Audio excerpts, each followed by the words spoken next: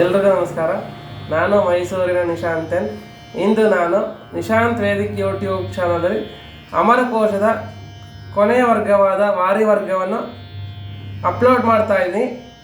ಎಲ್ಲರೂ ಕೇಳಿ, ಲೈಕ್ ಮಾಡಿ, ಹೆಚ್ಚು ಹೆಚ್ಚು ಸಬ್ಸ್ಕ್ರೈಬ್ ಆಗಿ. ನಾನು ಈ ಕೊನೆಯ ವರ್ಗವಾದ ವಾರಿ ವರ್ಗವನ್ನು ಹೇಳೋದಕ್ಕೆ ಮುಂಚೆ ಗಣಪತಿಯನ್ನು ಗುರುಗಳನ್ನು ಧ್ಯಾನ ಮಾಡಿಕೊಂಡ ನಂತರ ಪಠನೆ ಮಾಡೋದಕ್ಕೆ ಪ್ರಾರಂಭ ಮಾಡ್ತಾ ಇದ್ದೀನಿ. ಓಂ ಗಣನಾನ್ತ್ವಾ ಗಣಪತಿಂ ಹವಾಮಹೇ ಕವಿಂ ಕವೀನಾಮುಪಮಶ್ರವಸ್ತಮಂ ಜ್ಯೇಷ್ಠರಾಜಂ ಬ್ರಹ್ಮಣಾಂ ಬ್ರಹ್ಮಣಸ್ಪದ ಆನಃ ಶೃಣ್ವನ್ನೋತಿಭಿಃ ಸೀದಸಾಧನಂ. ಓಂ ಶ್ರೀ ಮಹಾಗಣಪತಯೇ ನಮಃ. ಪ್ರಣೋ ದೇವಿ ಸರಸ್ವತಿ ವಾಜೇರ್ವಾಜಿನೀವತಿ ಧೀನಾಮವಿತ್ರ್ಯವತು. ವಾಗ್ದೇವ್ಯೈ ನಮಃ. ಶಂಕರಂ ಶಂಕರಾಚಾರ್ಯಂ ಕೇಶವಂ ಬಾದರಾಯಣಂ ಸೂತ್ರಭಾಷಕೃತೌ ವಂದೇ ಭಗವಂತಃ ಪುನಃ ಪುನಃ. ಅಜ್ಞಾನಾಂಜಾಹ್ನವೀತೀರ್ಥಂ ವಿದ್ಯಾತೀರ್ಥಂ ವಿವೇಕಿನಾಂ ಸರ್ವೇಷಾಂ ಸುಖದಂ ತೀರ್ಥಂ ಭಾರತೀತೀರ್ಥಮಾಶ್ರಯೇತ್. ವಿದ್ಯಾ ವಿನಯ ಸಂಪನ್ನಂ ವೇದಿರಾಜಂ ವಿವೇಕಿನಾಂ ವಂದೇ ವೇದಾಂತ ತತ್ವಜ್ಞಂ ವಿದುಷೇಖರ ಭಾರತೀ. ಓಂ ಶ್ರೀ ಗುರುಭ್ಯೋ ನಮಃ. ಈಗ ನಾನು ಅಮರಕೋಶದ ವಾರಿ ವರ್ಗವನ್ನು ಹೇಳೋಕ್ಕೆ ಪ್ರಾರಂಭ ಮಾಡ್ತಾ ಇದ್ದೀನಿ. ಎಲ್ಲರೂ ಕೇಳಿ, ಲೈಕ್ ಮಾಡಿ, ಹೆಚ್ಚು ಹೆಚ್ಚು ಸಬ್ಸ್ಕ್ರೈಬ್ ಆಗಿ. ಸಮುದ್ರೋಬ್ಧಿರಕೂಪಾರಃ ಪಾರಾವಾರಃ ಸರಿಸ್ಪತಿಃ ಉದನ್ವಾನುದಧಿಃ ಸಿಂಧುಃ ಸರಸ್ವಾನ್ ಸಾಗರೋರ್ಣವಃ ರತ್ನಾಕರೋ ಜಲನಿಧಿರ್ಯಾದಃ ಪತಿರಪಾಂ ಪತಿಃ ತಸ್ಯ ಪ್ರಭೇದ ಕ್ಷೀರೋದೋ ಲವಣೋದಸ್ತತಾ ಪರೇ ಆಪಸ್ತ್ರೀಭೂಮ್ನಿ ವರ್ವಾರಿ ಸಲಿಲಂ ಕಮಲಂ ಜಲಂ ಪಯಃ ಕಿಲಾಲಮೃತಂ ಜೀವನಂ ಭುವನಂ ವನಂ ಕಬಂಧಮುದಕಂ ಪಾತಃ ಪುಷ್ಕರಂ ಸರ್ವತೋಮುಖಂ ಅಂಭೋರ್ಣಸ್ತೋಯ ಪಾನೀಯ ನೀರಕ್ಷಿರಾಂ ಭೂಷಂಭರಂ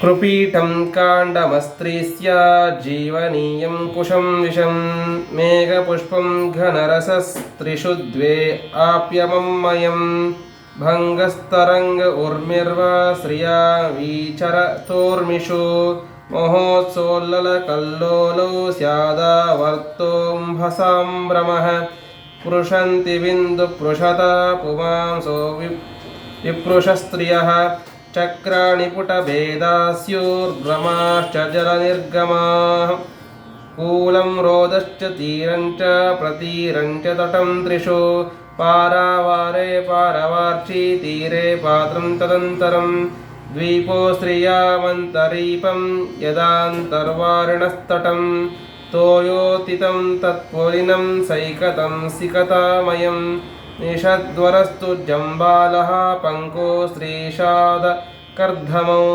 ಜಲೋಚ್ಛ್ವಾಸ ಪರಿವಾಹ ಕೂಪಕಾಸ್ತು ವಿದಾರಕ ನಾವ್ಯಂ ತ್ರಿಲಿಂಗಂ ನೌತಾರ್ಯೇ ಸ್ತ್ರಿಯಾಂ ನೌಸ್ತರಣಿಸ್ತರಿಃ ಉಡುಪಂ ತು ಪ್ಲವಃ ಕೋಲಃ ಸ್ರೋತೋಂಭೂಸರಣಂ ಸ್ವತಃ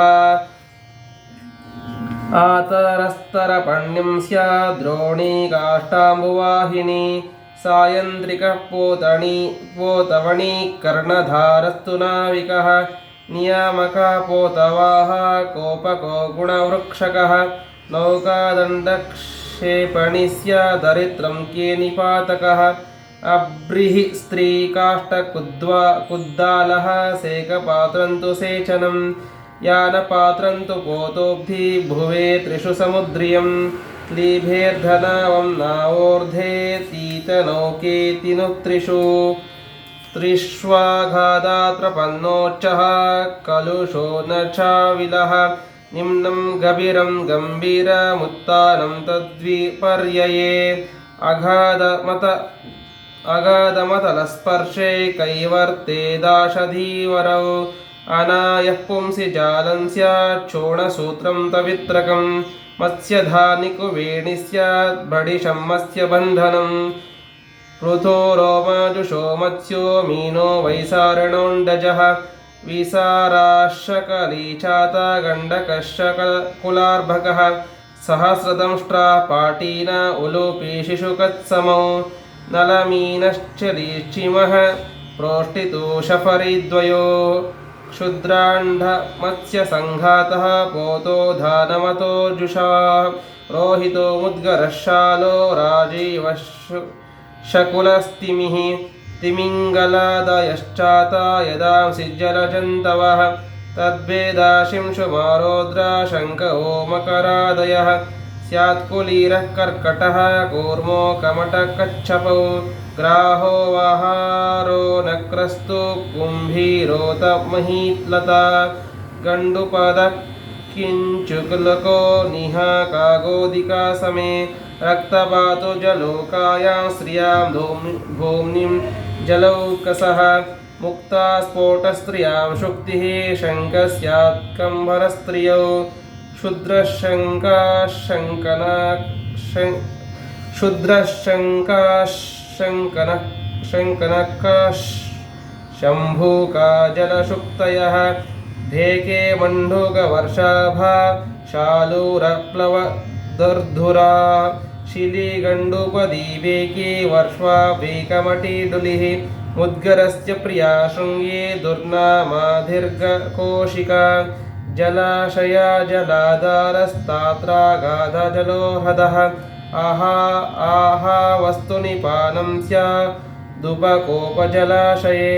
पुंस्येवान्दुः प्रहिकोप उदपानन्तु पुंसि वा नेमिस्त्रिकास्य पिनाहो मुखबन्धान्मस्य यत् पुष्करिण्यान्तु कातं स्यादाकातं देवकातकं पद्मकरस्तटाको स्त्रीकासारस्युरसिसरः पेषन्तः पल्वलं चाल्वा सरो वापि तु दीर्घिका केयन्तु परिकाधारस्त्वं वा संयन्त्रधारणं स्याधालवालमावाला मावो पोता नदी सरीत् कूलङ्कष निर्जरणी रोदो वक्त्रा सरस्वती तरङ्गिणी शैवलिनी तटिनी ह्रादिनी धुनी स्रोतस्विनी द्विपवती स्रवन्ती निम्नगापगा गंगा विष्णुपदी जुह्नतनया सुरनिम्नगा भागीरथी त्रिपतगा त्रिस्रोता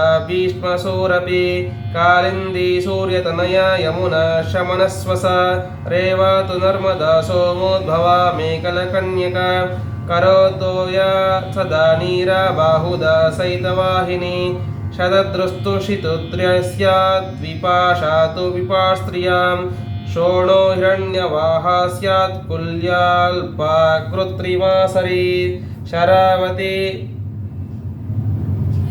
शरावती वेत्रवती चंद्रभागा सरस्वती गोदावरी भीमरती कृष्णवेणी च गौतमी कावेरी सरितोऽन्याश्च संभेदः सिन्धुसङ्गमः द्वयोः प्रणाली पयसः पदव्यं त्रिषु तुत्तरौ देविकायां सरव्यां च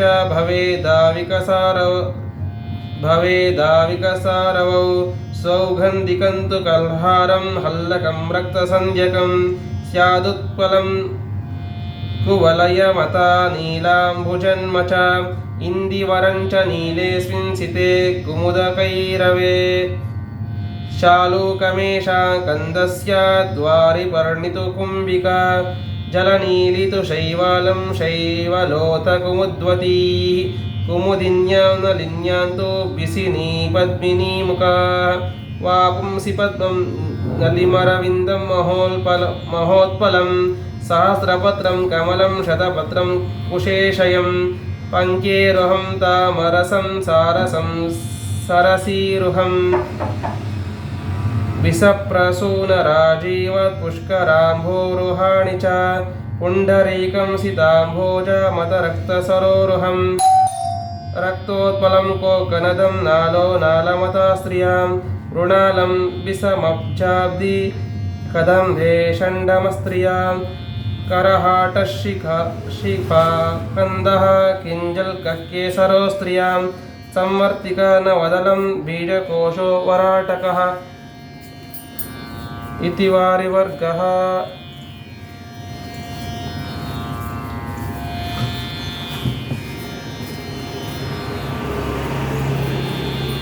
उक्तं सौर्यो मदिक्काल दीवा कब्जाधिनाट्यकं पातालभो ये नरकवारी चैषां ससङ्गतम् इत्यमरसिंहकृतौ नाम लिङ्गानुशासने सर्वादिकाण्डः प्रथमः साङ्ग एव समर्थितः इति नामानुलिङ्गशासने प्रथमकाण्डं सम्पूर्णम्।